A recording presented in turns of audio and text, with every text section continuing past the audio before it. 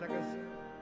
Summer and winter and springtime and harvest, sun, moon, and stars in their courses above, join with all nature in manifold witness to thy great faithfulness, mercy, and love. Great is thy faithfulness, great is thy faithfulness. Morning by morning, new mercies I see. All I have needed, thy hand hath provided. Great is thy faithfulness, Lord, unto me. Okay. So, akong ihatag ang time kay Pastor B-Boy para sa pag-introduce sa itong speaker karon.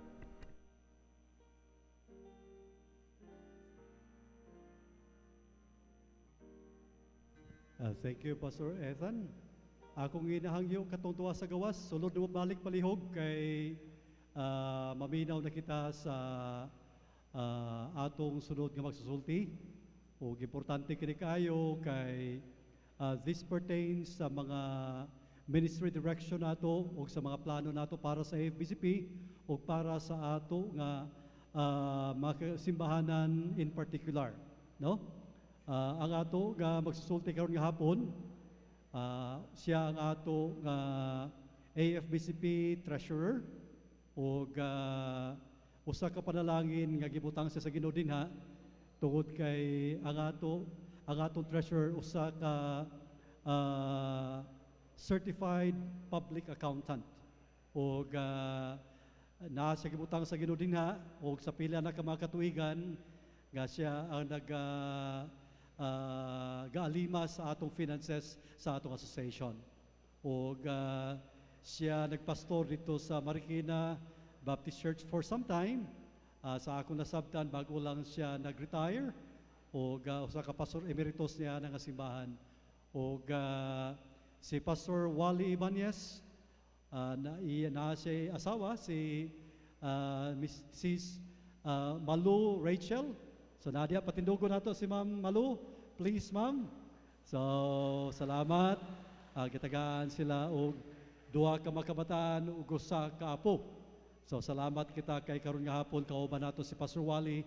Actually, siya ang pinadakadako og assignment sa amo. Kay katulugod siya magtindog dinhi para ma-explicar ka nato ang atong strategic plan sa AFBCP. So, Pastor Wally, please come and share with us those things nga kinahanglan nimo i-share sa amo karon nga hapon.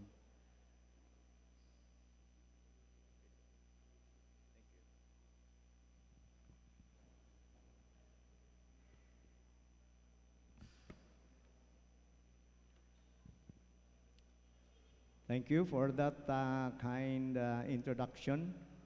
Although hindi ko naintindihan lahat. Ang pangalan ko ay Bisaya, Wally, Magwali. Pero kunti lang ang naintindihan ko at pwede kong masabi. Kaya hindi ako pwedeng magbisaya. Pero galing po ako sa Norte at kung gamitin ko yung lingwahe namin, dialect namin doon, hindi rin tayo magkakaintindihan. Kaya taglis tayo ngayong hapon. Okay. Kapian kamo no Diyos at tatabo. Yeah, that's our common greetings sa Batanes. I come from the northernmost province and the northernmost inhabited island of the Philippines, Itbayat, Batanes. You are nearer to Taiwan than Apari. So, ganun po. And yeah, we have our own dialect. Yung Kapian kamo no Diyos ay common greeting yon, pero it literally means may God bless you. May God be good to you. Ganon. So maganda yung aming batian. Anyway, good morning! Hindi rin kayo sanay sa good morning, ano? So hindi ko naman original yan, pero natutunan ko yan sa isang kaibigan kasi kapag good afternoon daw, nakakaantok yun. Kaya lalong-lalo pag ganitong mga oras ay baka antukin po tayo. Sa langit daw, wala nang hapon, wala nang gabi. Kaya practice tayo na kahit hapon, kahit gabi. Good morning tayo. Kaya good morning! Good morning. Purihin ang Panginoon. Praise God for this great opportunity na maipresent po namin yung ginawa ng FBCP Council na Strategic Ministry Plan. So, ako ay spokesman lang po ako. Spokesman lang ako. Ipipresent ko lang, ipafacilitate ko lang ito, and lahat ng member ng council ay mayroon part dito. We are divided into teams, 3 teams, para talagang masiguro natin na may implement ito mga plano. Hindi puro drawing, hindi puro blah blah blah o discussions, kundi mauwi ito sa actual implementation.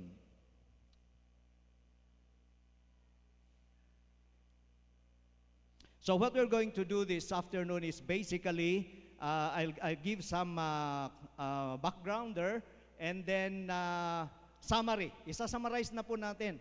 Pagkatapos, yung strat plan natin ay basically divided into 3 main parts. So yung first part nun ay yan ang ipipresent natin ngayong hapon. Tomorrow morning ay yung part 2, and then tomorrow afternoon ay part 3. And every end of our presentation, these 3 sessions ay magkaroon tayo ng Q&A. Give opportunity to listen to your questions, and sayang wala yung ating secretary, but maybe one of our council members ay magti-take note kasi mahalaga yung mga questions na yun mamaya. Yung mga questions ay madodocument natin para hindi lang hanggang dito, kundi mafa-follow up natin yung mga katanungan na yon na talagang masagot natin, hindi lang verbal, kundi kung kinakailangan na mayroon action, ay gagawan po natin ng action. Okay, so I wonder kung i-test muna natin kung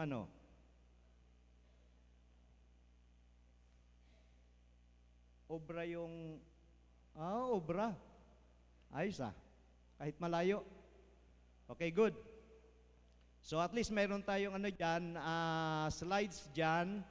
As of the moment, ay hindi muna tayo nag-prepare ng hard copy na ibibigay sa bawat isa sa atin kasi hindi naman lahat. Pero kung minsan kapag may hard copy, ay may tendency na hindi tayo on the same page.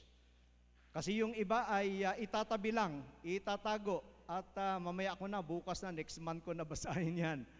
Minsan nagdi-discuss tayo dito page by page, pero yung iba ay nag-advance na. Multitasking minsan, pero hindi laging effective. So we want to be on the same page, so let's journey together page by page, pero huwag po kayo mag-alala. Actually, nandun na sa media team yung materials natin na ready yan for distribution. Mayroon kayong mga group chats, ay ipasa natin yon. Mayroon na naka-PDF yan, pwedeng i-print natin para magkaroon kayo ng copy at magamit nyo ito para i-present sa inyong mga churches. Actually, kapag pinrint yan, may isang selection dyan na gagawing booklet. So, mayroon tayong booklet format. Madali natin page by page na pag-aralan at i-pass on. At the same time, itong slide presentation, andun din. Kaya later on ay i-furnish natin ang bawat isa ng mga soft copies na ito para masusundan po natin. So, yon. Okay, so yan lang yung cover nitong itong booklet format natin. So, basically, ito yung pinipresent natin ngayon, FBCP Strategic Ministry Plans 2025 to 2027, and of course, beyond. So hopefully, yung mga iba dito ay ma-achieve natin at ma-implement natin within this next 2 years from biennial to biennial, Palawan to biennial Tacloban. Pero of course, marami dyan na hindi pa natin talaga ma-achieve, so it will be an ongoing thing. So, another thing ay hindi pa ito perfect. Hindi pa ito masasabi na talagang master plan. Pero ang usapan sa original hindi man original pero previous council, kasi ngayon new council na tayo eh. Kaya yung previous council natin from 2023 to 2025 ay yun, we revisited yung ating ministry directions. And so we agreed na to put this in writing as an initial, something na sinisimulan lang natin. Hindi pa perfect, pero at least mayroon tayong sinimulan, and then we can continue to evaluate and then add some more dito sa ministry direction na ito with all the details kung paano natin ito ma-implement. Ang isang pinag-usapan namin sa aming mga series na mga meetings ay sabi namin, number 1, we need to really pray. Pag-pray natin mabuti. Kasi this is not about what we want. Anong gusto ni chairman, anong gusto ni council, anong gusto ni pastor, mga pastors. So ultimately, ang dapat na ma-discover natin, anong gusto ng Panginoon? Ano ang kalooban ng Panginoon? Ano ang direction na dapat natin tatahakin na ipapakita sa atin ng Panginoon? So, yan dapat maging aware tayo doon lagi. So, manalangin, mag-isip. Kasi pag ginagawa pala ito, hindi ito ganun kadali. Kailangan, binigyan tayo ng Panginoon ng karunungan na pwede natin gamitin. But of course, with His guidance. Kaya dapat maging dependent tayo sa Kanya. And then, ang pangatlo, hindi lang panalangin, hindi lang isip, kundi mag-usap. Kaya mayroon series of discussions ito. Matindi rin na ay mga discussions dito. Kasi matatalino po yung mga binuto nyo ng mga members ng council. Maraming mga ideas. But we praise and thank the Lord na nabuo namin ito at nagkaroon ng meeting of minds, at ito yung pinipresent po natin. Hindi lang dito, o nagsimula dito, at doon pa sa ibang mga regions or ibang mga churches. I admire, wala pa rito si Pastor Alamer, pero last meeting namin ay na-share niya sa akin, the first thing na kanilang ginawa ay pinresent niya sa kanilang church. I think kung hindi nagkakamali, 4 sessions sila. 4 sessions sila sa kanilang local church para i-present itong strategic ministry plan ito. So napakaganda sana. Tularan natin yun. Sana sa ating mga churches ay ma-present natin ito so that we can personalize, we can internalize, we can have ownership para magkakaisa tayo. Kasi hindi po pwedeng tayo-tayo lang. Hindi po pwedeng council lang. Hindi po pwedeng yung mga regional leaders lang. Kundi lahat down to the membership of our respective local churches. So ito po ay napakahalaga. Actually, itong conference na ito, this is part of the implementation. Makikita nyo maya as we go along. So this is actually a part of the implementation. So I personally and on behalf of the council, we commend yung mga regional leaders natin, especially sa Mindanao. 3 major regions yan. Luzon, Visayas, Mindanao. Ang unang nag-respond ay yung Mindanao. Kaya natuloy ito. Kahit medyo hindi masyadong mahaba yung preparation or yung notice. Anyway, yon, our FBCP vision and mission statements revisited. Kung hindi ako nagkakamali, yung ating vision mission ay na-craft yan, na-formulate yan sometime around 2005. Because I remember Pastor Fidel, the late Pastor Fidel, invited me to join the group and then yun nagsimula yung vision statement na yon, vision and mission, at yun ang nababasa ninyo sa mga previous souvenir programs natin. So kaya ko natatandaan yan kasi nung gumawa kami sa SIBFK sa Southern Tagalog region natin, ay inalign namin doon the same vision statement, inalign namin doon ang vision statement ng regional association. But kung titingnan natin ay yun ay nasa souvenir program natin, napiprint every biennial. But the question is, talaga bang natin? Siniseryoso ba natin yung vision, mission statement na yun? Or naging part lang ng ating document? I remember before Y2K, yung mga 1999 na yan, ang lagi natin naririnig, bukang bibig ng ating mga leaders ay 2,000 by 2,000. Remember, popular yun eh. So 2,000 churches by 2,000 sa FBCP. So medyo nagtanong-tanong tayo, ilan na ba talaga tayo? O ilan talaga tayo before Y2K? Ang naririnig ko noon ay between 1,400 to 1,600 during that time. Okay. Pero lumipas ang Y2K, wala na tayo narinig about 2,000 by 2,000. So, mayroon magandang vision. Pero, anong ginawa natin? You see? Now, another question is ganito. Satisfied ba tayo sa nangyayari sa ating association, sa regional at sa national? Satisfied ba tayo sa rate ng ating paglago o pag-multiply? Now, of course, ginagawa naman natin ang lahat para mapalago, maging fruitful yung mga ministries natin. Pero, naniniwala ko dito. Have you heard about what we call holy dissatisfaction? Or holy discontentment? Ito na yung nagagawa natin. Pero, kulang pa yan. We can do more. Di ba? Yan yung tawag na holy dissatisfaction or holy discontentment because we are challenged to do more for the Lord.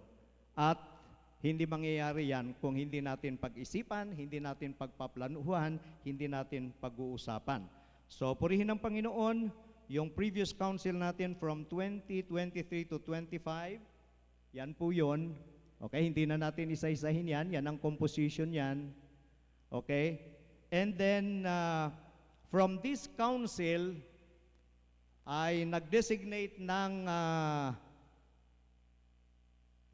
special committee para pagplanuhan, para pag-isipan, para ipanalangin yung strategic ministry plans na ito. And through this special committee, actually most of the time ay in-involve na namin yung lahat ng members ng council. Now, comes 2025, medyo nagkaroon ng pagbabago sa composition, kaya ayan na po yung ating bagong council from 2025 to 2027. Purihin ng Panginoon na itong bagong council ay pinagpapatuloy yung ating mga pinagplanuhan. At lagi kong sinasabi, from time to time, sinasabi ko ito sa council na hindi tayo forever dyan. Mababago yung composition yan. But the thing is, kapag mayroon tayong hiniling sa Panginoon, pinag-usapan, pinagplanuhan, isinulat natin, ay yung susunod na council, regardless of kung sino yung kasama sa council na yon, ay may pagpapatuloy at pwedeng ma-improve pa at higit sa lahat ay ma-implement pa. Amen? Yun, ganon dapat yung ating ginagawa. Alright? So, okay. Puntahan man natin ito, mga kunting mga definitions para we can be on the same page. So, sabi sa Webster, a careful plan or method for achieving a particular goal, usually over a long period of time. The art of devising or employing plans or methods toward a goal. Ang mga ibang synonyms ng strategy na ito, na kung saan natin kinuha yung strategic ministry plans ay blueprint, game plan, roadmap, master plan, or minsan ginagamit natin yung word na ministry direction. At yun ay napakaganda at napakahalaga. At sa ating pong pagpaplano ay here are very common questions na tinatanong natin. Again, hindi ko original ito. Nababasa natin ito sa mga writers po natin, mga popular writers natin. At I found out na ito ay very simple but very relevant, very helpful, not only sa National Association, Regional Association, you can actually use this sa iyong personal life, sa iyong personal planning, and also para sa ating family. Whatever organization, you can always use these key questions. Number one is, where are we going? Yan, ministry direction talaga yan. Where are we going? Saan tayo pupunta? At we can use many different terms. Sa mga writers ay ginagamit yung aim, purpose, objectives. Pero we wanted to simplify it when we craft this strategic plan, so we simply used goals. Yun lang. Ang dahil mga technical terms doon, pero we simply used goals. So mayroon general goals, and then mayroon specific goals. Yun. So we'll go to that later. So where are we going? And then the next question is, how do we get there? Paano tayo makarating doon sa pupuntahan natin? So, ito na yung mga strategies. Ito na yung mga action plans. Ito na yung mga steps na dapat gagawin natin para ma-achieve natin yung ating goal. Magandang goal yun, 2,000 by 2,000. Pero anong pinag-usapan natin para ma-reach natin yung 2,000? And after yung Y2K, nagkaroon ba tayo ng evaluation? O ilan na tayo? Doon sa ating previous na mission statement, may nakasulat doon na 1 million members, church members, sa 3,000 churches. Hindi pa nga natin alam yung kung sino yung 2,000 eh. Tapos nag-i-aim tayo ng 3,000. Ang isang malaki daw problema natin, pag nag-usap-usap yung mga pastor, narinig ko ito sa mga regional level, kapag tinatanong tayo, ilan na ba talaga tayo? Ilan na tayo sa ating regional association? Ilan churches na tayo sa regional association? Yon, tanongin yung bawat region, I wonder kung may makapagsabi ng exact, ay, 101 na kami. Parang 101 Dalmatians. So, 101 churches na kami. Kadalasan ay, siguro, more or less. At parang ganun din sa FBCP. Oh. So, we are aiming for 3,000. So, we assume na nasa 2,000 plus level na tayo. So, are we saying na nasa mga 2,005? Kapag basihan po natin yung nagbibigay ng membership every year, may iyak kayo. Nakakalungkot. Pero pag basihan po natin na numero natin ng ating churches, yung actual na nagpapadala ng mga support, yun po ay malaking hamon po sa atin. Pero hindi po tayo ma-discourage dyan. Tuloy lang tayo. And nakikita natin for the past few years, nag-i-improve po yun. Malaking improvement yan. Example, nung unang nilaunch natin ng FBCP Sunday, that was 2024. Alam nyo kung ilan ng 2024 yun ha? Alam nyo kung ilan ng nagbigay? 24 lang yata eh. Salamat, nung 2025, hindi lang 25, 100 plus. 100 plus. But what is 100 plus if we are trying to claim na mga 2,000 plus na tayo sa FBCP? So I wonder kung we are trying our best para i-disseminate yung information, pero napansin ko, marami pa rin mga pastors natin hindi connected sa ating AFBCP GC or group chat for pastors. So sana ma-improve pa natin yun. Another question ay, where are we now?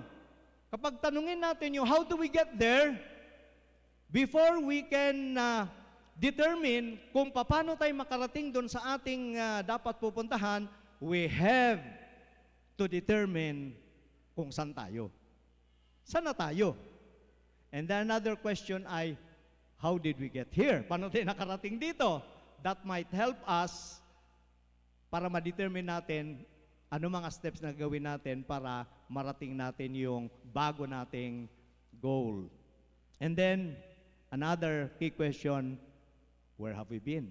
So yun na, pwede natin gamitin yun. Hindi lang nagagamit sa strategic planning for a national association like FBCP, kundi kahit sa mga smaller organizations and even to our personal lives. So, sa amin pong pag-usap-usap, pag-plano, ay minsan very embarrassing din because we come to a point na we have to be honest, we have to be transparent, we have to be open to critique our own. Ang isang very popular, especially sa corporate world, ay very popular itong tinatawag na SWOT analysis. Ano ba SWOT analysis? Strengths. Anong strong points ng FBCP? Anong strong points ng local church natin? Anong strong points ng ating regional association? Then weaknesses. Yan, nakakahiya. Minsan ayaw natin pag-usapan. Pero we need to be honest. If we are to really identify kung saan na tayo, i-determine natin saan na tayo. Kasi kung hindi natin ma-determine kung saan na tayo, ay hindi natin alam kung paano tayo makarating doon sa ating pupuntahan. So, letter O stands for opportunities. So, hindi lang puro weakness. Ano yung opportunities na ino-open ng Panginoon sa atin? But at the same time, we have to identify the threats. So, ginamit po namin ito. Ginamit namin ito para evaluate yung ating association. Then, another thing, very popular, hindi ko original lahat mga to So, na research lang natin ito. And I know these are probably familiar to many of us. So, sa ating pag-evaluate din ng ating mga ginagawa, mayroon tayong tinatawag na keep doing. O saan tayo magaling? Ano yung mga maganda na pinakita sa atin ng Panginoon na ginagawa natin? Let's keep on doing those things. Improve pa natin. And then, mayroon tinatawag na stop doing. Baka may mga ginagawa tayo na hindi naman necessarily evil, pero baka hindi effective at this point. Hindi at this point, at this level ay hindi effective. So baka stop muna natin 'yan. And then start doing new things. Kung kinakailangan ay we must dare to start doing some things na hindi pa natin ginawa in the past. Ito yung malaking challenge kasi kung minsan, especially sa mga kasamahan namin, na mga senior citizen na, ayaw natin yung mga bago.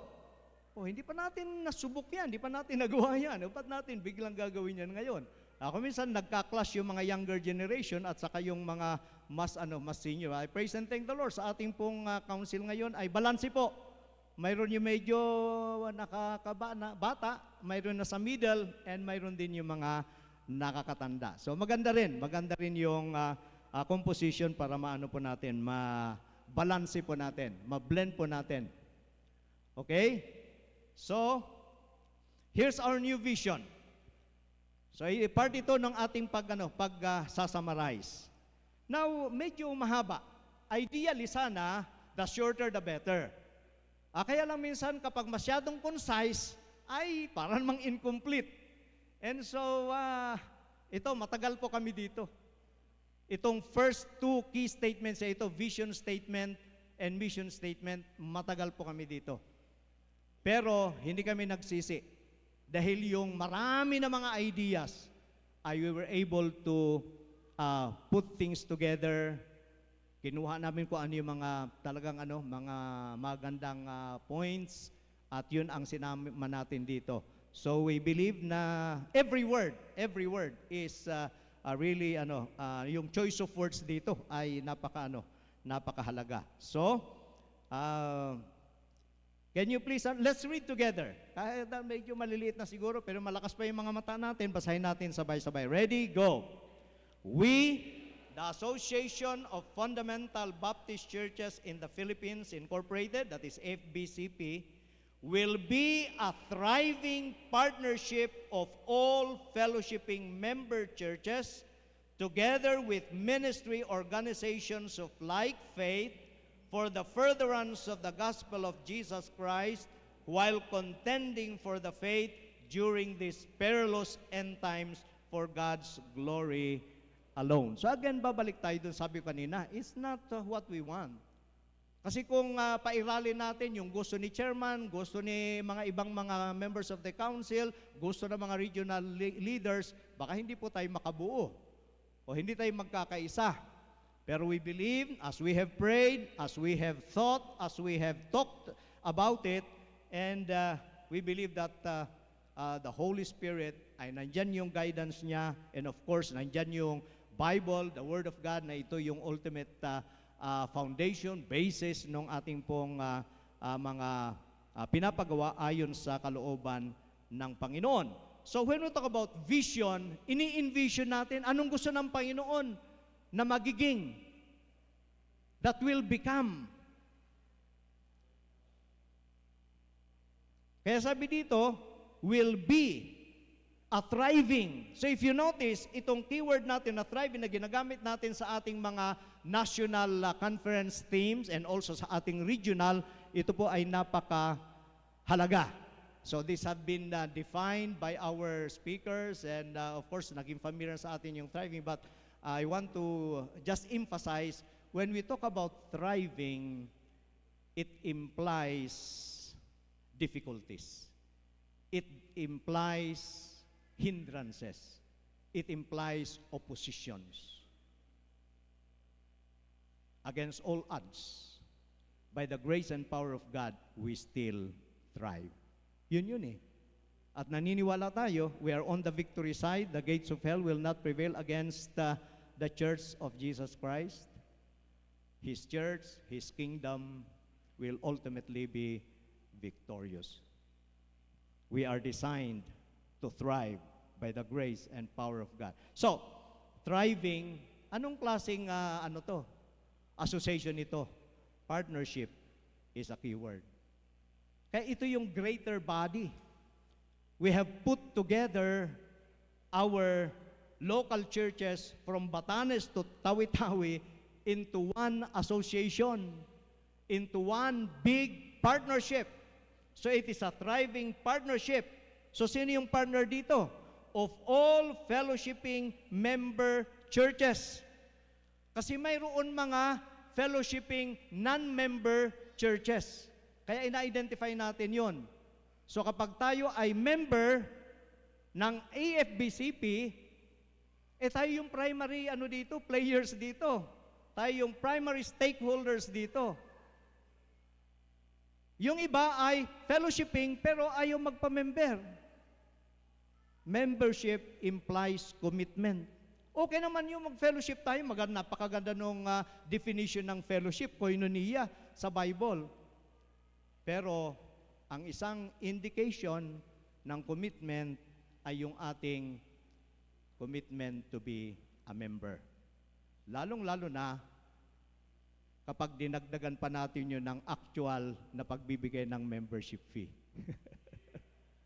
Ayun, so ang partners dito ay yung fellowshipping member churches and together with ministry organizations of like faith. Ang dami dyan. Hindi naman local church, pero na-organize na mga ministries na pwede natin i-integrate, incorporate sa ating partnership na ito para i-fulfill yung kalooban ng Panginoon of like faith. Mahalaga yon sa atin, fundamental tayo eh. So mayroon tayong pinapangalagaan na mga convictions o mga paninindigan o doktrina o mga practices. So of like faith.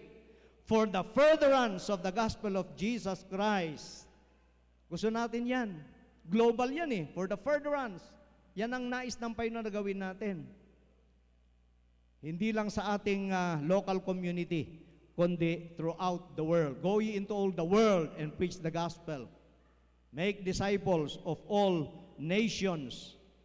But mayroon ano dito, mga key statement na kasunod dyan, while contending for the faith. So hindi po pwedeng, sige, for the sake of missions, for the sake of evangelism, ay i-give up na natin yung mga fundamentals natin. Hindi po, contending for the faith. And then, understanding the times. During these perilous end times, we still thrive. Let's face it, iba noon, iba ngayon. Oh. Sa ibang lugar siguro madali, pero sa ibang lugar ay lalong naging mahirap. Very very true yung revelation ng salita na Panginoon in the end times, perilous times. Maraming mga problema, maraming mga challenges, but we will still strive by the grace of God. Of course, the ultimate motive natin for God's glory alone. Hindi ito para purihin yung leadership, yung council, yung mga regional leaders, hindi po. Lahat na mga ginagawa natin, ang ultimate motive natin ay for the glory of God. Amen to that? Kasi kung hindi kalooban ng Panginoon, hindi makaglorify sa Panginoon, then wag natin gagawin yan. Stop doing yun. Basta hindi makaglorify sa ating Panginoon. Then we move on to the next key statement, and that is now our vision or mission statement. So, kapag yung vision is about being or about becoming, ano yung nais ng Panginoon na magiging tayo, yung FBCP, ito naman mission ay ano yung dapat na ginagawa natin para ma-achieve natin, marating natin yung vision na yun. And yan yung mission statement. And this is a general statement. So, papunta tayo sa specifics later. Again, please read with me. Let's read together yung new mission statement ng FBCP. Ready? Begin. We, the Association of Fundamental Baptist Churches in the Philippines, Incorporated, FBCP, will fulfill the Great Commission as the body of Christ through synergism among fellowshipping member churches together with ministry organizations of like faith throughout the Philippines unto the uttermost parts of the world until Christ returns. I believe na kung intindihin natin mabuti, ay napakalinaw nito na talagang Bible-based. Napakalinaw na ito ay kalooban ng Panginoon sa bawat isa sa atin, even as individual believers and our association as a whole. Ang isa sa mga keywords dito ay synergism. Synergy is a very powerful word. Basahin natin, research natin yan sa Google o sa dictionary. Pero biblical ang term na yan. Synergos. Kapag nababasa natin, fellow servants, fellow laborers, synergos, or synergoy, synergism yan. The basic idea ng synergy, kapag tayo ay nagsama-sama, we can produce much more results than we work individually. Tinanong ko yung aming mga young people, how do you understand synergy or synergism? Sabi ng isang kabataan, Pastor, ang synergism ay 1 + 1 = 3. Okay. Pag nagsama-sama tayo, so nandyan yung idea, together we can accomplish more. Together we can achieve more. Our core values, hindi po natin ito binago. As is po yan. Wala naman tayong tatanggalin dyan.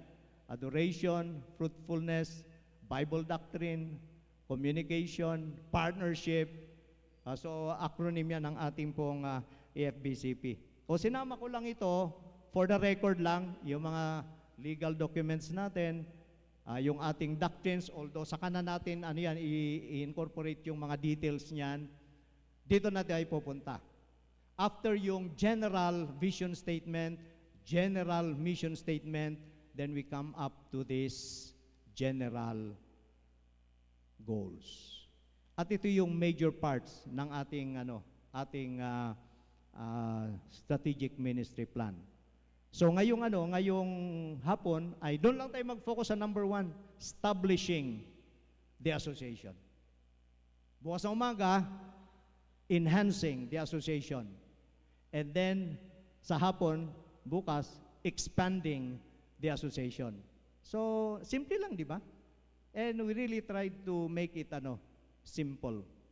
Actually, may nag-suggest sa akin na ba't hindi tayo mag-hire ng mga professional na tagagawa ng mga mga strategic plans? Pwede. Pwede natin gawin 'yun. Kayang-kaya ni AI 'yan eh. Ang dahil mga professionals diyan, medyo mahal lang 'yan ang bayad diyan. Pero I thought hindi aksidente na nilagay tayo as council members through election ng ating mga representatives sa mga local churches para maging member ng leadership ng FBCP. At tayo nakakaalam kung ano yung actual na status ng ating ministry. At tayo nakakaalam, lalong-lalo bilang mga pastors, tayo nakakaalam kung ano ang nais ng Panginoon sa kanyang eklesiya, sa kanyang church, at sa group of churches, kagaya ng ating National Association. So we wanted to make it personal. Kaya minsan ang terms na ginagamit namin, let's put our hearts together, let's put our heads together. Yon. Make it personal, make it simple. Kaya yun, napakasimple. 3 keywords lang. Establishing, enhancing, and expanding. So, kailan pa bang i-memorize yan? I-memorize na natin yan. At yung mga specific goals natin mamaya ay madali din. Ginawa natin simple para madali din natin maintindihan at madali din natin matatandaan. Okay? So, again, mahalaga ito eh. Kaya sabi ko, summarization muna tayo and then saka natin pupuntahan yung mga details. So, konting dito, konting paliwanag lang dito. Establishing the association. So, anong basic idea pag pinag-usapan natin yung establish sa ating regular or common dictionary? Actually, ang isang meaning ng establish ay parang magpasimula ka ng something. Pasimulan mo.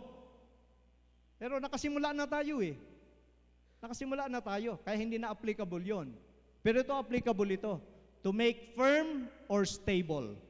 To introduce and cause to grow and multiply. Established na tayo in a sense. Pero, considering yung parang sa perception natin ay mga 2,000 churches na tayo, pero wala pang 200 ang nagpapadala ng membership. Annual membership fee.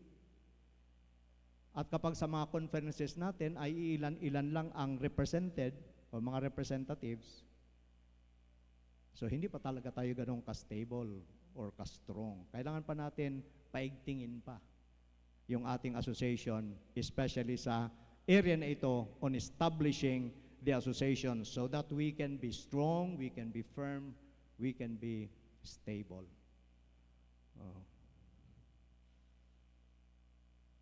Ang isang idea dito ay inventory. Mag-inventory muna tayo. Magkaroon muna tayo ng census. Magbilang muna tayo. Iba yung pagbibilang na pagyayabang. Kasalanan yun, kagaya yung ginawa ni Haring David. Yun ang dun eh. Yun ang motive behind, kaya ginudge siya ng Panginoon eh. Pero kung mag-inventaryo tayo, para alamin natin ano yung status, ano yung situation natin, para alam natin kung paano natin ito ma-improve. Para lalo pa natin ma-accomplish yung nais ng Panginoon at higit sa lahat, yung mag-glorify natin ang ating Panginoon. Yun, maganda po yun. Inventaryohin natin yung ating association para makawala na tayo. Minsan, sabi ng isang council member, enslavement daw yun eh. Kasi pag tinanong tayo, ilan na kayo? Ilan na tayo? Well, more or less. Yun. Kailan kayo tayo makawala doon? Na yung sabihin natin na ilan churches na ang affiliated o members ng FBCP? Well, as of December 31, 2025, we were actually 2,509.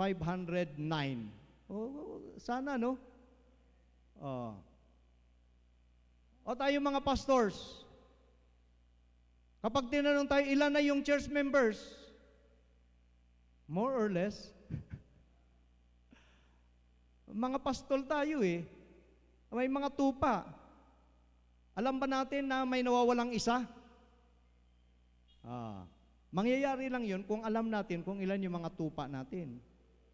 Kaya dapat mayroon din tayong listahan para alam natin. Ilan bang membership natin as of December 31, 2025? We were actually 307.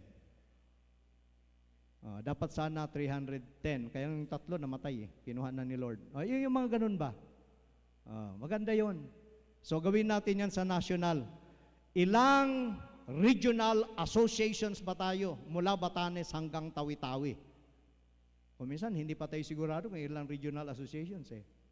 Okay, sa bawat regional association, ilan ang mga churches natin doon? Ilan ang established? Independent?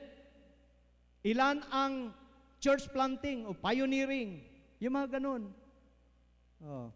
Wala tayo nun eh. Pero napakaganda sana kung magkaroon tayo ng ganyang data. Under yan, nitong establishing, strengthening yung association natin. And then, pangalawa, enhancing. Ano ba ibig sabihin ng enhance? To increase or improve in value, quality, desirability, or attractiveness to become better. To become better. To refine or to upgrade. Ito ma-associate natin dito sa enhancement na ito.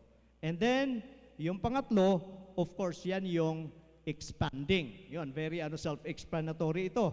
Expanding to increase the extent, number, volume, or scope of, to enlarge, or to spread.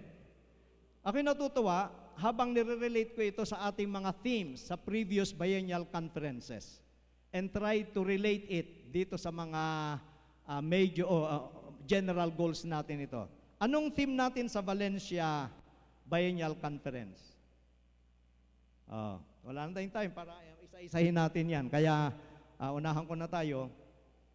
In 2023, sa ating biennial sa Valencia, AFBCP in one accord during these perilous end times. Di ba ano yun? Relate yan sa related yan sa establishing the association. One accord, nagkakaisa tayo at alam natin kung sino yung kasapi dito. And then pagdating ng Puerto Princesa City in 2025, thrive doing the ministry for such a time as this. Again, very relevant. Thrive. Despite of all odds, whatever challenge na maharap natin. And then, looking forward for our biennial conference in 2027. Sino nakakaalam ng team natin sa 2027? Napakaganda po. Thrive, deepening our roots, broadening our reach. Hindi ba enhancement yon at saka expanding?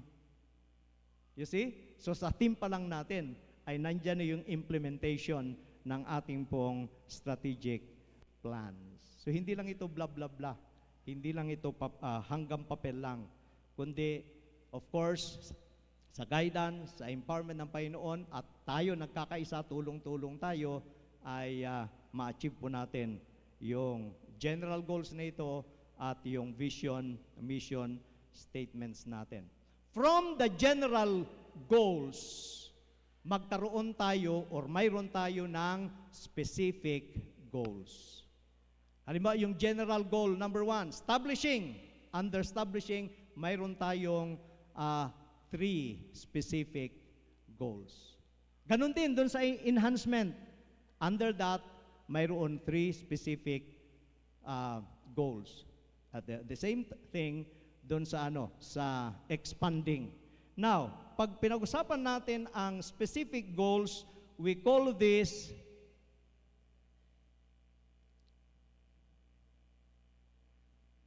anong tawag natin doon kapag specific goals? May nalaktawan yata.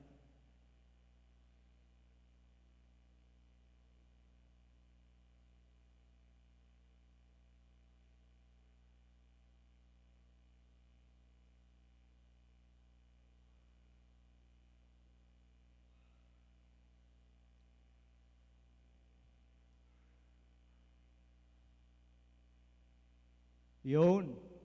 Smart goals. Smart goals. Ano ba smart goals? Acronym ng specific, measurable, achievable, relevant, time-bound. O automatic na yung time-bound kasi 2025 to 2027, biennial to biennial. Okay. So makikita natin, dapat specific yung ating mga goals kasi general yung tatlo eh. Kaya sa bawat general goal, mayroon smart goal. So, tigta tatlong specific goals ito. Ngayon, isa-isahin po natin. Ang ating general goal, number 1, is establishing the association. Yan. Yan o, number 1. General goal number 1, establishing the association. Under this general goal, mayroon tatlo na specific or smart goals. Mahaba yon, pero gusto kong tandaan nyo yung keywords. May keywords lang dito. And 1.1, identification. So, kapag nakita nyo yung isang number lang, general yon. Pag nakita nyo yung dalawang number, 1.1, 1.2, 1.3, smart goal yan. Ito, magkaroon ito ng subpoints na tatlong numero. 1.1.1, 1.1.2. Kapag tatlong numbers, strategic action plan yon. So gusto kong makita natin yung interrelation niya. Yung 1, that is general goal. Yung 1.1, 1.2, 1.3, those are smart goals, specific goals na kapag nagawa natin ito, ma-reach natin, ma-achieve natin yung general goal. Then under each of these smart goals, mayroon strategic action plan. Ito yung actual na gagawin natin para ma-achieve natin yung specific goal, para ma-achieve natin yung general goal. So it's a matter of understanding yung interrelation ng mga statements na ito. So identification. Identification of what? Identification of the existing regional associations with their respective fellowshipping member churches and fellowshipping non-member churches per regional association. Ito yung sabi ko kanina, inventory. Identify natin sa ating regional association, ilan at sino. Now, dalawang set yan. Ang isa ay fellowshipping member at saka fellowshipping non-member. Di ko alam po sa inyo dito, pero sa amin po sa Southern Tagalog, maging sa regional at maging sa aming mga district level, ay may mga pastors doon. Pastor, mag-fellowship lang kami, pero hindi pa kami ready magpa-member. Okay lang, welcome. Wine-welcome natin yan. Pero siyempre, ang binibilang natin, dahil association tayo, ay yung ating member. Kasi membership is a commitment. Pero, i-identify natin pareho yung member sa kayong non-member. Dahil ipag-pray natin yung mga non-member na magpa-member. Marahil yung mga non-member, baka mga pioneering pa sila, hindi pa sila ready para magpa-member. So, ipag-pray natin, tulungan natin sila para sila po yung ma-organize and they will become official members of the association. So, identify. Medyo medyo madugo din ito. Hindi ganun kadali. Pero mayroon isang ginawa yung council member. Ang ginawa niya lang, tinawagan niya yung regional chairman. Regional chairman, ilan ng churches sa ating region dyan? Sino-sino mga yan? Starting point yun. Makita natin, mayroon tayong action plan dito eh. Pero, lagi kong sinasabi, bagamat mayroon tayong maganda, very systematic na action plan dyan, ay kung minsan kailangan natin i-fast track. Kasi medyo natatagalan tayo. Okay? Ang next na SMART goal under the Number 1, general goal, ito, integration. Another keyword, identification and then integration. So hindi lang natin ma-identify, pagsamasamahin natin. Pagsamasamahin natin. At ito na, integration of the fellowshipping member churches as well as fellowshipping non-member churches from all regional associations as a network of churches to collectively and mutually fulfill God's mandate for His church, which is called His body. Yun. Hindi lang na-identify. Na-identify nga, kaya lang kanya-kanya. So dapat ma-identify and then i-integrate natin para magkaroon tayo ng network na magtutulungan ay hindi yung magsisiraan. Yun ang dapat ma-develop sa atin. And then ang number 3, keyword, intensification. So take note, yung ating mga SMART goals, identification, integration, intensification. Ano yung dapat ma-intensify natin dito? Narinig ko kay Chairman kanina, nabanggit niyo yung word na ito, and ito ay napakahalaga. Intensification of interdependence. Let's face it, very strong tayo sa autonomy of the local church. At okay lang yun. Pero hindi tayo independent from one another. At hindi rin tayo dapat dependent. Dependent na lang tayo lagi. So ito maganda, interdependence. Intensification of interdependence among the fellowshipping member churches as well as the fellowshipping non-member churches towards a progressive establishment of the association. So andun pa rin. Ito yung ano natin Number 1, general goal natin. Okay? Another general goal, enhancing the association, the same. Na mayroon identification, integration, intensification na SMART goal or specific goal. So, pagdating dito sa sa enhancement, enhancing the association, ano yung i-identify natin dito? Identification of specific needs of our fellowshipping member churches, regional associations, and our association as a whole. Gusto natin magtulungan. Paano tayo magtutulungan? Hindi natin alam kung ano yung kailangan. Yung iba kasi ayaw sabihin kung ano yung kailangan nila kasi minsan yung mga iba nahihiya. Nahiya na sabihin kung ano yung kailangan nila. Ano yung needs natin? Ano yung needs ng mga pastors natin, mga workers natin? Anong needs ng local church? Anong needs ng ating regional association? Paano makakatulong yung national? Paano makatulong yung mga fellowshipping churches kung hindi natin alam? At paano natin nalaman kung hindi natin sasabihin? So mahalaga po yan na magkakaalaman tayo ng ating mga needs. Okay? And then, integration.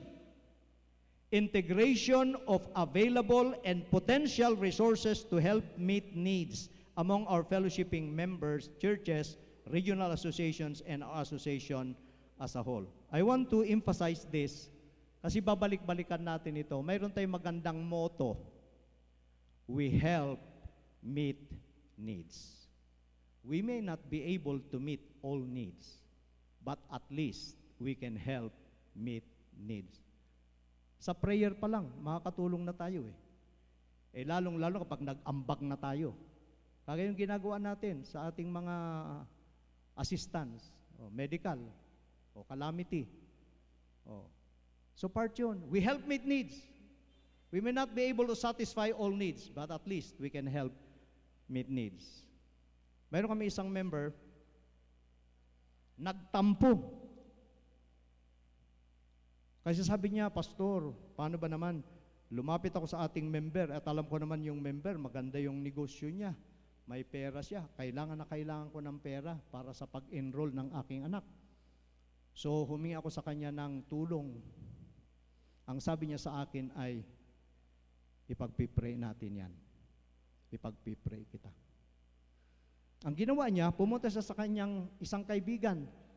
Unbeliever, yung kanyang kaibigan. So, nung humiling siya ng tulong sa unbeliever na kaibigan, tumulong. Nagbigay ng ambag yung unbeliever. Kaya sabi niya sa akin, Pastor, nakakapagtampo talaga. Yung kapatid natin sa Panginoon, na alam mo naman may kaya naman. Hiningan ko ng tulong. Sabi niya, ipagpipray niya raw ako. Mabuti pa yung unbeliever. Siya pa tumulong. Ayaw ko naman na gatungan kasi malaking problema yun. Kaya alam mo sinabi ko sa kanya, I look at the positive side of it. Sabi ko, di ba tinulungan kanya? Pinag-pray ka niya eh. Ang sagot nga lang, yung unbeliever na kaibigan mo. Okay ba? Ayan. We help meet needs. Hindi tayo nakapagbigay. Pero nakatulong tayo. We help. Nakapag-pray tayo. Mga kapatid, kapag may humingi ng tulong sa inyo, huwag kalimutan yun, ha? Huwag lang-langin yung prayer. Hindi, prayer lang. Huwag lang-langin yung prayer. Powerful yung prayer. Pero kung minsan kasi, hindi tayo nakahintay. Pinagpipray niya pa eh. Siguro hinahanda niya pa kung mas malaki yung kanyang ibibigay. Hindi nakahintay eh. Kaya napunta doon sa unbeliever. Yan, we help meet needs. Mahalaga po ito. So, integration. Ano na yung available? Ano yung mga potential resources para pagsamasamahin natin ito para makatulong tayo sa mga kailangan. Alam nyo, masyado tayo magkakalayo, di tayo magkakilala from Batanes to Tawi-Tawi. Minsan hindi tayo nagkakaalaman ng ating mga pangailangan. Yan ang problema. Paano tayo magkatulungan kung hindi tayo magkakaalaman? Pero alam mo na napansin ko sa FBCP, basta't ma-communicate lang natin yung need. Nandyan yung mga churches natin na handang umaksyon, handang mag-ambag. Amen? Amen. No, nagkaroon ng lindol sa Batanes, twin earthquakes yun sa Batanes. 99%, sabi nung pastor natin doon, nagiba yung mga tourist attraction doon na mga old houses, stone houses. Nag-respond yung mga churches natin. Ganon din sa mga iba't ibang mga calamities na pinagdadaanan ng ating mga regions, mga churches natin. I-communicate lang natin yung need at nagre-respond yung eklesiya ng Panginoon. Even yung mga individual. Subok mo na yan, mga kapatid. Meron ako ilang beses ko nang ginawa yon. Kapag mayroon mga needs, GC lang. Mga kapatid, itong church na ito, itong natin ito, kamanggagawa natin na ito, mayroon kailangan. I'll give you example. Isang pastor natin sa Kuyu Island. Nangailangan sila ng bangka. Kasi yung bangka daw ay gagamitin nila sa mission sa mga isla. At sabi niya, pwede rin gamitin na livelihood ng mga members para mangisda. Sabi ko, magkano project nyo? Magkano ang nire-raise nyo? Kahit 100,000 pastor. Magkano na ang nalikom nyo? Mayroon na kaming 20. Kinommunicate ko yung 80. PM lang, chat lang. A matter of days, na-raise po yung 80. At nandyan yung bangka. Kaya yung ating pastor doon, tuwan-tuwa, pinapadali mga pictures. Ito na po yung bangka na gamit sa mission, na gamit din sa livelihood ng mga members. Kung gagawin natin yan sa FBCP churches, kung mayroon tayong 1 million, piso-piso lang, 1 million na. Di ba? Palagay natin, wala tayong 1 million, 500 lang. Di 2 piso, million pa rin. Di ba? Kahit barya-barya lang. Anong pinakamalaking barya natin ngayon? 20. Di 20. Kung 1 million tayo sa mga churches natin, involve natin pati mga bata. 20 million yun. Ilan mga mission outreaches ang pwede natin matulungan? para makabili ng lote at makapagpatayo ng building, church worship hall, o makabili, hindi man brand new, pero yung magagamit sa gawain na sasakyan. O, di ba? Walang imposible sa Panginoon kung tayo ay magkakaisa. Integration yan. And then, number 3 ay intensification. O, yan yung sabi ko sa inyo. 3 keywords. Identification, integration, intensification of our interdependence. I-memorize na po natin yan. Ano yung major goals? Establishing, enhancing, expanding. Sa bawat general goal, ano yung ating mga SMART goals or specific goals? Keywords, identification, integration, intensification. Pupunta tayo ngayon doon sa strategic action plans. At dito tayo number 3 na ba yun?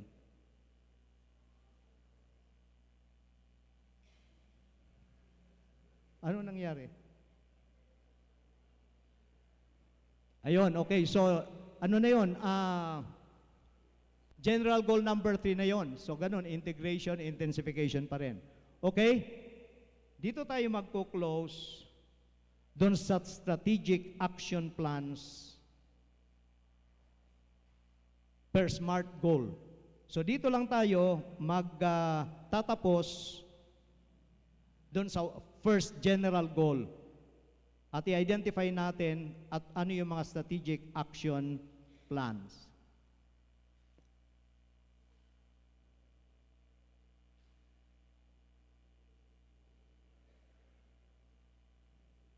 Ayaw magpakita.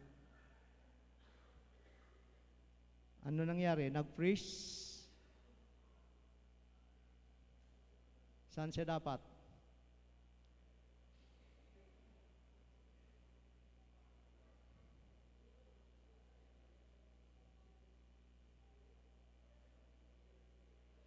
Hoy, yun.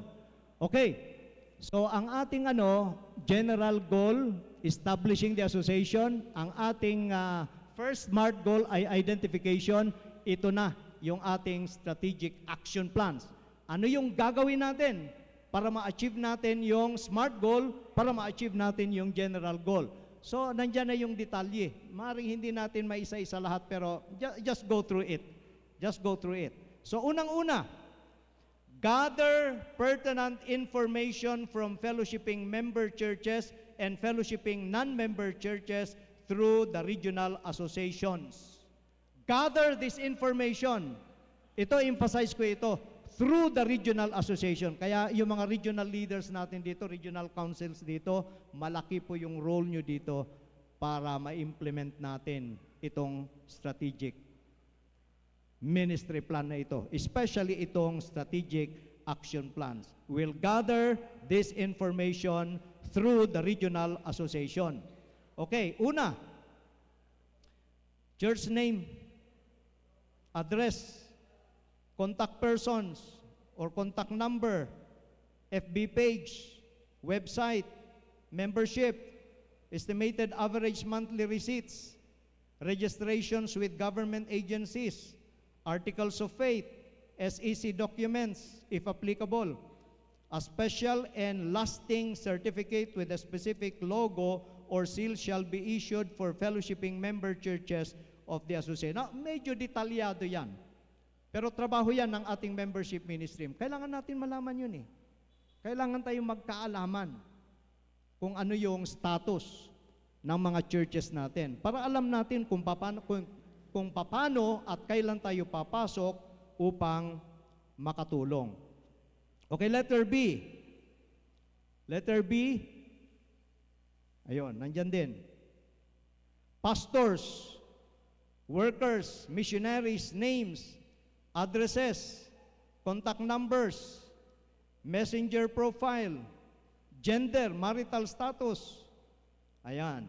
Fellowshipping members, churches who consistently update at least their annual membership contributions and supports, which imply that such fellowshipping member churches are in good standing with the association, which makes their pastors, missionaries, Christian workers, and leaders eligible for nomination and election to the leadership of the association. Again, marami detalye yon, hindi natin na kailangan i-discuss yung yung mga ibang details doon. But the most important thing is, gusto natin malaman yung mga local churches natin na members committed sa FBCP at nag-a-update sila sa kanilang membership and support, at dapat ito ay basihan para yung pastors and workers ay mailuklok natin sa leadership. Pwede ba yun? I-nominate at elect sa council. Tapos yung church naman na pinanggalingan nung council member na yun, hindi naman nag-support sa FPCP. Pwede ba yun? Hindi dapat. Hindi dapat. Oh. Kaya ang lagi namin bukang bibig, tayong mga council members ang examples. Especially sa commitment ng ating respective churches para mag-support sa FPCP. Oh. And sana all, sana hindi lang yung council members, sana lahat po tayo. Okay? And then,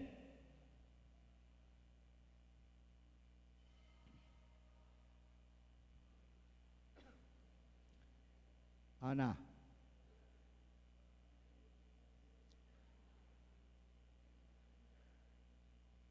mayroon pa, may ano pa yan, may dagdag pa yan. Nawala ulit. Napagod na yata yung ano. Napagod na. Iba na yung pinapakita eh.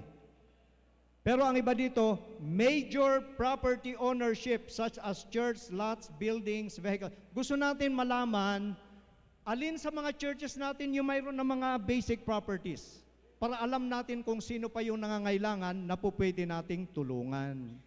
Yun ang idea dun eh. At ang priority natin dito, na pag-usapan sa council at kasama sa ating strategic ministry plan, ang priority natin na matulungan dito, yung mga missions outreaches natin na may wala pang sariling mga properties. At yan nga sabi ko kanina, kung tayo ay mag-ambagan, tulong-tulong lang tayo, kahit piso-piso lang, 5 piso, 10 piso, 20 pesos. Walang imposible sa Panginoon. Okay, another thing ay primary and unique church ministries. Anong mayroon ang mga churches natin na po pwedeng ma-export or pwede natin maitulong sa ibang mga churches? Mayroon tayong mga churches na magaling gumawa ng mga Sunday school materials, vacation Bible school materials, or mga composers ng awit. Ba't hindi natin i-cater yun at magtutulungan tayo? Sa halip na doon pa tayo bibili doon sa mga ibang napakamahal naman na mga materyales. Kaya tayo mismo, magtulungan tayo. Okay? O integration.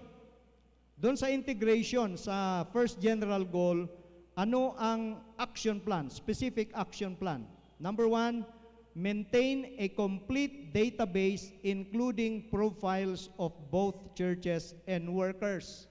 So yan ang dahilan kung bakit kinukuha natin yung pertinent, detailed information para makakumpleto tayo, makabuild tayo ng complete database. Bakit? That would lead us to the next strategic action plan, make relevant information available and accessible to fellowshipping member churches through applicable technology such as customized mobile apps, website, FB page, and the like. May inong church member na nag-offer sa atin ng Bible app na pwede natin gamitin. Para bawat church member, i-click lang natin yung download, tapos i-click natin yung Bible app, nandun na lahat yung mga pertinent information na sa ating mga local churches. Minsan ang problema natin ganito, aalis tayo sa ating community, lilipat tayo sa ibang mga regions, ibang mga province. Di natin alam yung mga simbahan doon. Saan tayo napunta?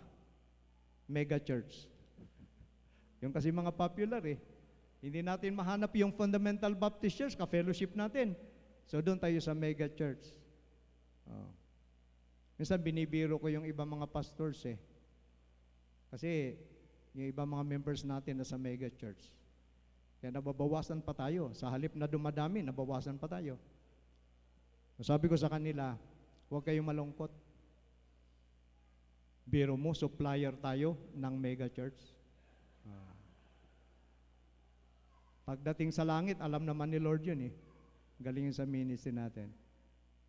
Pero anyway, kung mayroon sana tayong accessible na information, isang tawag lang, isang chat lang, alam na natin kung saan yung mga churches natin sa bawat probinsya, sa bawat munisipyo, sa bawat syudad. At doon natin i-refer yung ating mga members. Okay?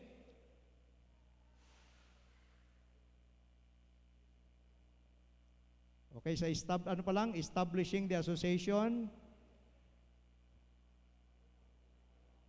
pre-qualify, accept, and recognize fellowshipping non-member churches as fellowshipping member churches through the regional associations pending compliance with membership requirements. Ito yung nabanggit ko kanina na yung iba, ma-identify natin yung mga non-member churches, pero tuloy yung ating encouragement o invitation sa kanila. Huwag lang silang fellowshipping. Dapat fellowshipping member churches. Kasi sabi nga natin, membership is an indicator of commitment.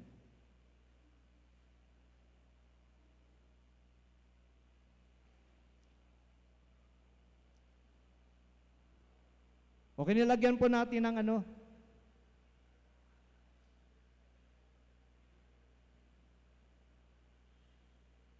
Yan. Goal owners for general goal number 1. So, sa bawat general goal ay mayroong naka-assign dito para lalo pang planuhin at lalong-lalo nang planuhin kung paano ito ma-implement. Para hindi lang siya blah blah blah, hindi lang siya drawing, kundi ito ay ma-implement natin. So, ang goal owners po dito, membership ministry team. Mayroon tayong na-form na membership ministry team. Ang team ang ginamit natin to emphasize unity, teamwork. Ang ating pong team coach ay walang iba kundi si Pastor Rudy Alamel. Tapos mayroon siyang 2 members from the council. The chairman is always an ex officio member of these teams. Okay? Time frame, 1 year, June 25 to May 2026. June na ito next month. Saan yung mga natin, membership ministry team? So, maraming ginagawa itong membership ministry team natin. Partners, mayroong mga IT volunteers yan na natap nila para tumulong. And then budget as needed, pending availability of funds. Play safe tayo lagi. And then implementation, immediate. Evaluation after 1 year according to time frame. Then, of course, ang next step doon ay mag-recommend sila kung ano yung additional na dapat gagawin natin. Okay, so with that, yan, pupunta tayo ngayon sa Q&A. Now, medyo maraming ginawa natin ngayon kasi may backgrounder tayo, mayroon tayong summarization, and then pinuntahan pa natin yung details ng general goal number 1. Yung last 2 sessions ay medyo mas maikli na yung presentation ko, mas mahaba yung ating question and answer doon. But this time, ano gagawin natin? Tayo ng mic doon? Meron ba tayong wireless para madaling maipasa dyan? Okay, yung mga tanong. Magtanong. Lahat ng mga present na council members dito ay pwedeng sumagot sa mga tanong.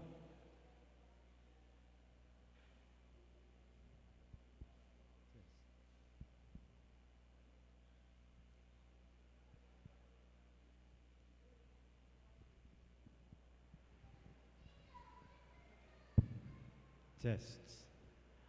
Okay, katunay mga pangutana, pwede mo makaduol siguro diri para matubag sa atong atong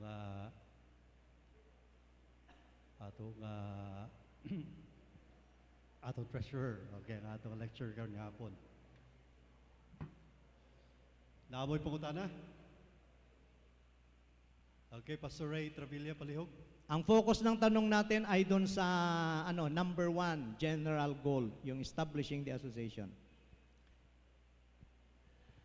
Okay, Pastor, my question is that we are presenting the data. Could I know that our FBCP now have that complete data coming from the regions? Anong tanong doon? Pakilinaw. Yung ano ba, may complete data na ba ang association natin? The data that is needed as you have been presented coming from the regional Okay. association. Okay, ganito.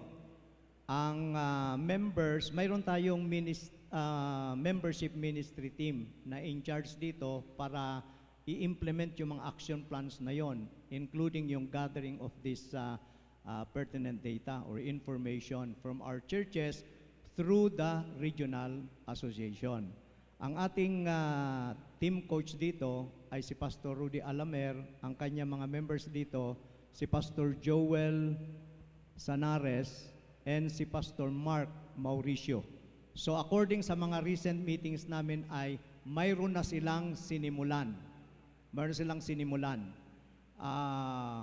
Although ang alam ko, parang kukunti pa yung mga regional association leaders o council na nagbibigay ng information. Pero at least nakasimula na sila. Ang isang dinidevelop nila ngayon ay yung app. O mayroon silang sinasabing mobile app para later on yung mga churches natin pwedeng mag-upload dito ng mga data. Pero mayroon siyang fino-formulate na parang form, parang survey form o para makuha yung mga pertinent data na yun. So thank you so much, Okay. Pastor, because this information I just completely understood Okay. the goal of our national association. Since that would be our plan and will be ang gusto ko kasi mayroon na tayong makaabot tayo ng complete data and then Exactly. going back to the regional associations parang mayroong sagot kung paano sana tayo nakaroon hanggang ngayon. Opo. I hope we could do this by the time we'll be having our biennial conference in Tacloban. So, in our region, we will do with this. Amen. The Amen. details. Okay, And I purihin will ng send it to Panginoon.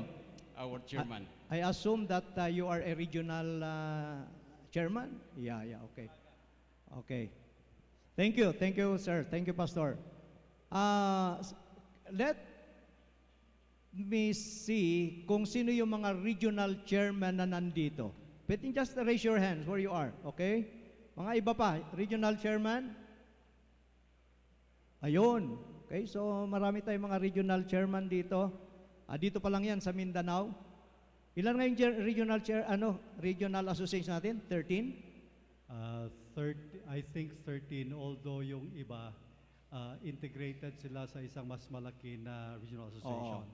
Oo. So for example, itong Northern Mindanao, may mga sub yung sa Cagayan de Oro na area, may mga sector sila eh.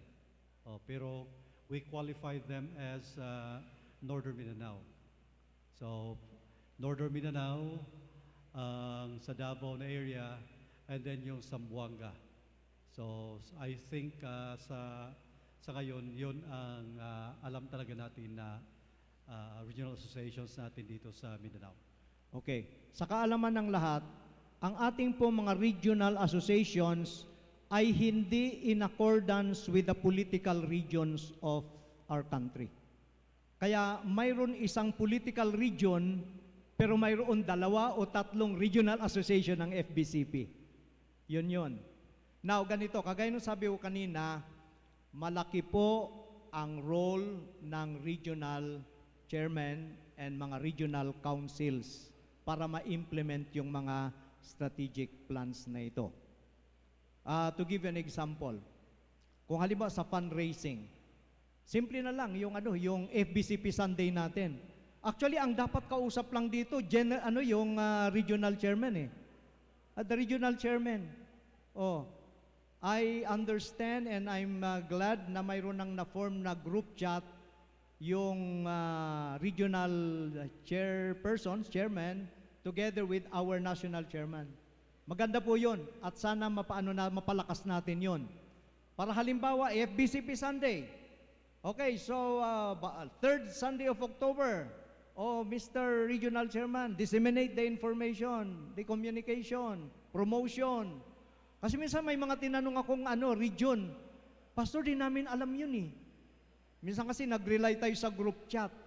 Yung FBCP Pastors Group Chat, wala pa yatang 200 nandun ilan tayo mga pastors, workers ng FBCP. So again, napakalaki ng role. Now let's say for example yung needs. Ito, recent lang. May earthquake, may sunod-sunod na bagyo. O gusto natin malaman, gusto natin tumulong. Pinagkaloob ng Panginoon yung pera, gusto natin i-distribute, tulungan natin yung mga nasalanta ng kalamidad. Nag-message sa mga regional chairman para magbigay ng listahan. Parang hirap na hirap kami kumuha ng information.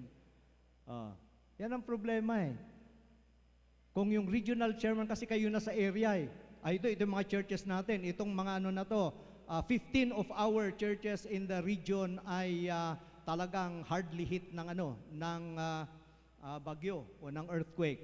So you can vouch kasi ninyo alam ninyo Kaya mayroong mga ibang nagpadala, may classification ito, malala yung epekto ng kalamidad sa kanila.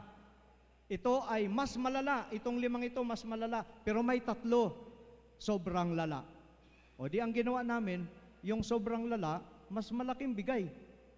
Yung konti lang damage, mas konti lang bigay. Stewardship yun Ayaw naman natin hindi sila nag-communicate doon sa mga regional leaders, basta nagsabi lang na nabaha din kami, binagyo din kami. Lahat tayo binagyo. Parang sa may sakit yan Hindi natin mabigyan lahat. Pero ang sinisikap natin bigyan, yung talagang mayroon matinding sakit. Yun. Hindi yung basta't inubo lang sinipon, hihingi na tayo ng support. Huwag naman sana na marami sa atin ang sobrang lala. So again, babalik tayo doon sa regional chairpersons natin. Malaki po yung role nyo dito. Okay, more questions? Yan si Pastor.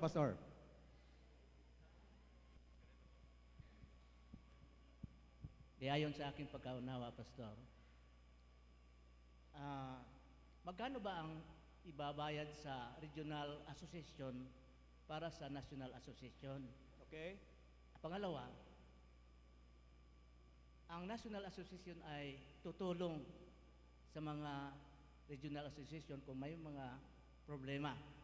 Halimbawa, ako isang member sa MOCBAC, may kakailanganin kami sasakyan. Lalo na kung may mga fellowship, wala kaming masasakyan. Ang asosasyon ba ay handang tumulong? Sa ating present na strategic ministry plan, kasama po yun. Kasama po yun. Ngayon, ganito. Ang priority natin na tutulungan ay yung nag-a-update sa kanilang membership at sa kanilang support sa FBCP. Simple lang naman, di ba? Di kung tayo, pinapakita natin yung commitment natin sa national, di yung national, ipaprioritize na tulungan yan. Ngayon, actually, bukas pa yun, enhancement yun Kasama yon yung, although nabanggit ko na yan kanina yan, yung church lot, church building, saka yun naman ang main na major na na kailangan. Okay.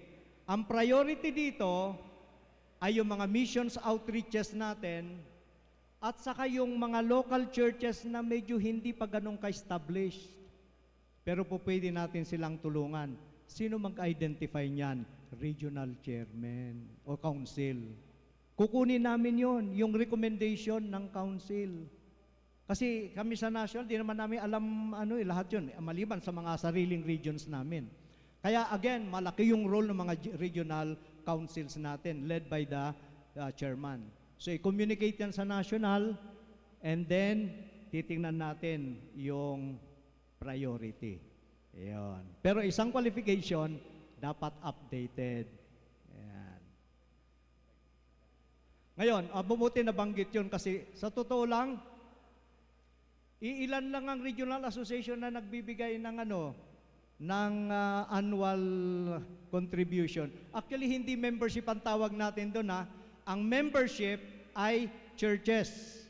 Because we are an association of fundamental Baptist churches in the Philippines. Hindi tayo association ng mga regional associations. Di ba? Kaya yung binibigay ng regional association, hindi yan membership, kundi annual contributions or support. Now, ang tanong kanina, magkano? Dati, 1,000. Pero dito sa strategic plan na ito, starting 2026, ay 2,000 na po. Annual naman yun Annual yun, sa region. Ang local church ay 1,000. 1,000. May dala po akong resibo. Kaya bukas, yung mga gusto magbibigay. Pero mayroon din akong i-entrust kay Pastor sa ating chairman na resibo. Kaya pwede rin kayo magbigay sa kanya. Actually, ginagawa niya na yon. Yung binibigay niya sa kanya, nag-issue siya ng resibo, dinideposito niya sa ating PNB account. Kaya na-account natin lahat yon. Pero kung gusto niyo magbigay ay kahit sino sa amin, ready po kami tumanggap bukas. Malinaw yun 1,000 ang annual membership sa mga churches, sa mga regional, annual contribution or support ay 2,000. So mag-update na po tayo. Pastor, Opo. talagang mahirapan tayong magkalisod-lisod nito. Pero ito, Pastor, ito talagang sa puso namin. Saka salamat sa palakpakan natin yung mga officer natin kasi it's about time. Kasi sabi ng ating chairman kanina sa mensahe niya na isang barko tayo pero aho man tayo sa gawain ng Panginoon. Pero salamat sa program na i-present sa atin ngayon. Dahil dito, maging updated na tayo. Kasi totoo yun, Pastor. Pagtanong, ilang churches na tayo? More or less. Ilang member? More or less. Pero dahil sa programang ito, magbigay na tayo kasi tayo din ang recipient kung magkaisa tayo sa ating gawain. Specifically, Pastor, sa support sa gawain ng misyon. Kasi malaki yung katulad ng sinabi mo kanina na mag-ambag lang tayo member 10 pesos times sa membership sa lahat ng churches, member ng churches. Malaking pera yan. Kaya nga, sa mission natin, totoo ito, kasi kami sa Zamboanga, marami talagang opening na mga lugar doon, na mga towns. Pero hindi kami maka-penetrate kasi pagtanong ka sa lote, prime, talagang strategic, magkano? Millions. Doon sa remote area, magkano? Medyo mababa. Doon tayo. Palaging doon tayo. Kasi wala tayong pera. Bakit wala tayong pera? Aho man. Pero kung mag-centralize ang ating giving sa misyon, makabili tayo ng mga strategic area na mga lugar na makasimula tayo ng gawain ng Panginoon. Kaya nga, salamat talaga sa mga officer natin. Kasi ito na ang nasa puso namin, ito ng prayer namin, at ito na ang ating mga officer. Sila nang nag-offer sa atin. So, thank you so much, Pastor. Amen. Kasi Purihin ng mag-update na Panginoon. kami doon sa Zamboanga, bigay na namin ang lista namin doon. Ilang churches, and every churches, how many members? Di magtanong tayo, may data tayong ibigay na insakto. Purihin ng Panginoon. All glory to God. Okay, so medyo advance ng konti. Doon sa expanding na tayo, part ng expanding, yung ano natin, yung partnership. So in-identify natin yung mga partners ng AFBCP. Kagaya ng mga missions organization natin. To give you example, matagal ko nang naririnig yung ABPE. Actually, yung people pa ako, buhay na buhay yung ABPE. Mayroon kami sa church namin, kahit maliit lang dati sa Quezon City, ay nagsusupport kami sa Bohol, sa Camiguin, yung mga missionaries natin doon. Under ABPE yun. Hanggang ngayon ay buhay pa yung ABPE. Pero ang tanong, ilan sa mga churches natin ang active na nagsusupport sa sa ABPE? So yun, gusto natin paigtingin yung partnership na yun with the FBCP leadership, ay mas strengthen natin yun. Ayun, okay. Tungkol dun sa lote, sa kayong lote, tapos building, tapos vehicle, ang priority natin doon ay yung mga churches na maliliit pa, na talagang hindi pa nila kaya, at saka yung mga missions outreaches. Okay. Pero dapat itong missions outreaches na ito ay ang mga nagpasimula nito ay mga churches na actively supporting or committed sa AFBCP. Actually, ang pinag-usapan namin sa council ganito. Gusto na sana namin sampulan yan eh. Gusto namin sampulan yan. Kaya lang sino? Kasi baka mamaya magkainggitan tayo. Bakit sila tinulungan, kami hindi? O, saan manggagaling ang recommendation? Regional chairman. Regional council. Kayo magdi-determine nun. Maaring mayroon kayong ipadala. Ang amin dito ay 2 o 3. Ay yung iba, 2, 3 din. So titingnan namin yan kung alin yung priority. Bigyan ko yun ng sample Ang sample na pinag-usapan namin ay isa muna tutulungan natin sa Mindanao, isa muna tutulungan natin sa Visayas, isa muna tutulungan natin sa Luzon. Pero dapat ma-identify natin yon na highly recommended ng mga regional council. Ayun. We have the money. Binigay na ng Panginoon. Oh, actually ito nakaraan. Yung ang dami natin seminaries, di ba? Pero sinampulan mo na namin. Sabi namin, isa sa Luzon, isa sa Visayas, isa sa Mindanao. Alam mo, gulat sila. Di mo na in-expect eh. Pero nagbigay ang FBCP ng certain amount. Tuwang-tuwa sila. Oh. So kailan kaya natin masampulan yan? O lote man yan, o building man yan. May pera tayo, at kahit wala tayong pera, bibigyan tayo ng Panginoon ng pera. Amen? Paano? Example lang ito. Binigyan ko ng sample kanina. Hindi biro yun yung 20-20. Bakit 20? Kasi yan ang pinakamalaking coin eh. Huwag na piso. Kakahiya kay Lord yung piso eh. O, 20 naman. O, sa halimbawa, ganito. Lahat tayo, wag na tayo masyadong sabihin natin na 1 million. O, baka wala eh. Ilagay na natin 300 o 300. 300,000 all over the country. 200,000 tig 20 pesos. Times 20 pesos, magkano 'yon? Oh. 20 pesos, 300,000 na mga members. 6 million.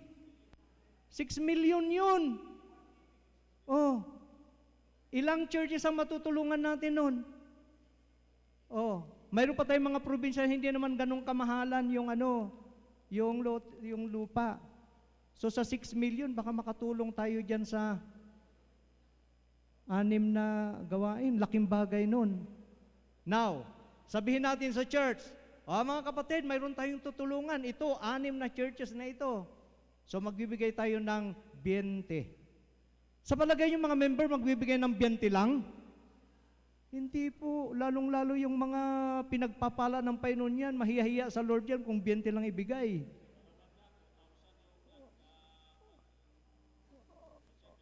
Oo. Di ba? Actually, mayroon may isang pastor tayo dati, nagsolicit siya ng piso-piso. May logbook. Alam niyo mga logbook sa may nabibiling logbook eh. Sulat mo pangalan mo, tapos piso, pirmahan mo. O, piso-piso. Naka-raise siya ng malaking pera at nakabili ng lote,